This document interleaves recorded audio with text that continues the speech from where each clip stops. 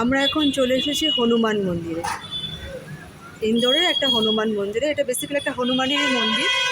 আমি পরে আপনাদের বাইরেটা দেখাচ্ছি। আমি এখন একটু ভেতরে যাচ্ছি, ঠিক আছে? আপনারা দেখুন, এটা বেসিক্যালি হনুমানেরই মন্দির, কিন্তু ভেতরে অনেক ঠাকুর আছে। দেখুন কত সুন্দর। এখানে ঠাকুরের মন্দির একটু বেশি, সব জায়গাতেই প্রায় এরকম মন্দির সব জায়গাতেই দেখা যায়। দেখুন আমি দেখাচ্ছি। এই মন্দিরের ভেতরেই এই গাছটা, সবাই এখানে হনুমানজির সিঁদুর লাগিয়েছে, তারপর সুতো বাঁধে এখানে। এই দেখুন, এখানে শুধু হনুমানজির মূর্তি নেই, এখানে শিব ঠাকুরও আছে। আমি কাছ থেকে দেখাচ্ছি। এই দেখুন, শিব ঠাকুর আছে। এই মন্দিরে সবসময় সকালে যে পুজো হয়, সব মন্দিরটাকে পুরো সাজানো হয়, মূর্তিগুলোকে সকালবেলাতেই সাজানো হয়। এই দেখুন, এটা একটা হনুমানজির মূর্তি। এখানে এরকমই হয় মূর্তিগুলো দেখতে। আবার একটা দেখুন, এটা দুর্গা মাতার মন্দির, মানে জয় মাতাদির মূর্তি, দুর্গা মাতার মূর্তি। এটা দেখতে পাচ্ছেন আপনারা? ঠিকঠাকভাবে উঠছে তো ফটোটা? বুঝতে পারছি না আপনারা বুঝতে পারছেন কি না, তাও বুঝতে পারছি না। এই যে এই যন্ত্রটা দেখছেন, এই যে একটা ঢোলের মতন, এখানে এখন হাতে কেউ ঢোল বাজায় না। আমি এটা এখানে আমার চোখে পড়লো। আমাদের ওখানে ব্যবহার হয় কিনা আমি জানি না। আমি এই মন্দিরটাতেই দেখলাম এখানে এই সিস্টেমেই করা হয়। দেখুন, কাছ থেকে দেখাচ্ছি। এই যন্ত্রটা দিয়ে মানে ঢোলটা বাজানো হয়, তার সাথে ঘন্টা টন্টা অনেক কিছুই বাজে। দেখুন এই যে ঘন্টার ফটোটা, এটা কারেন্টের সাহায্যে, তার দিয়ে কারেন্টের সাহায্যে চালানো হয়। এটা যখন চালানো হয় তখন সব রকম আওয়াজ এখান থেকে হয়, বেরোয়। বেশ একটু অদ্ভুত, ভালো সিস্টেম। আমি ওখানে তো আমার চোখে পড়েনি, এটা আমি এখানে দেখলাম, তাই আপনাদের সাথে একটু শেয়ার করলাম। মন্দিরটাতে পুজো দেওয়া হয়ে গেছে অনেক সকালে। ও মা আবার ঠাকুর নমস্কার করছে।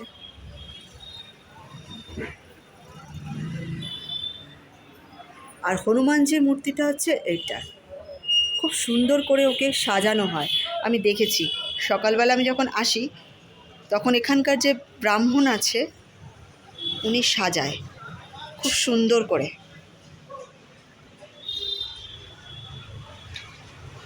এই যে দেখুন, বুঝতে পারছেন কি না জানি না। এই দেখুন,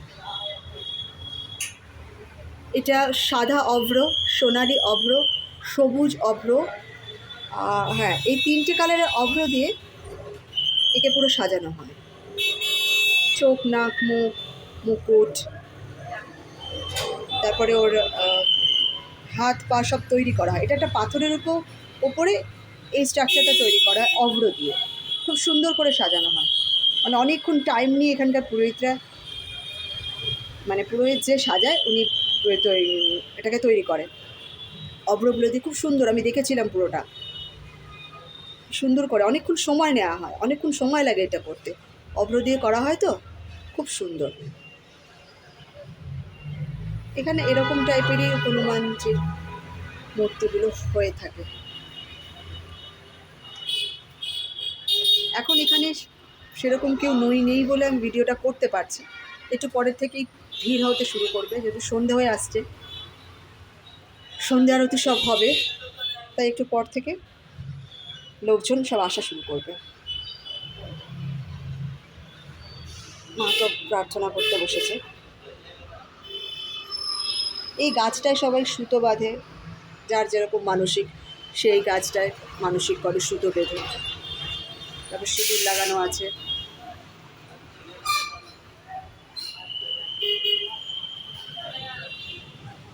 এই যে সিঁদুরটা দেখছেন, এই সিঁদুরটা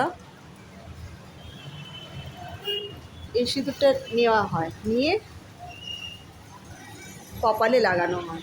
সবাইকে দেখেছি করতে, তাই আমি একটু করে নিলাম। এটা হনুমানজির সিঁদুর তো, এই গাছটাতেও মনে হয় মাখানো হয়, সবাই এটাকে কপালে ঠিক করে নিয়ে দেখেছি। এই গাছটা এই মন্দির ভেতরেই, মানে যখন তৈরি করা হয়েছিল তখন এভাবেই মন্দিরটাকে তৈরি করা হয়েছিল। এটা হনুমানজির মন্দির, ওই সার্ভেটে বাস স্ট্যান্ড আমাদের এখানে ইন্দোরে, তার ঠিক পাশে। অনেক দিনের পুরনো মন্দির, এখানকার স্থানীয় লোকেরা এখানে আসে পুজো দিতে, পুজো করে।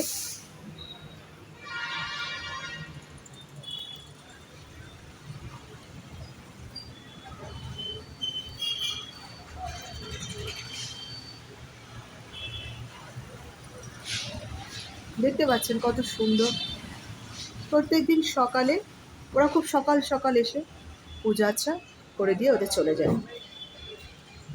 ওদের সকাল সকাল উঠে ওরা আগে ঠাকুরের পুজো করবে, তারপরেই ওরা পুরো কাজে বেরোয়। এটা এখানকার প্রত্যেকটা মানুষই করে থাকে।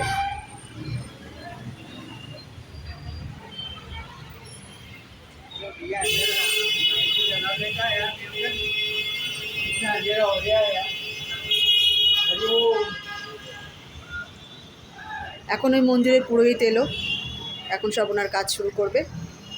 তো আমি রাখছি, ওনার হয়তো অসুবিধা হতে পারে, আবার পরে কোনো এক ভিডিওতে দেখা হবে।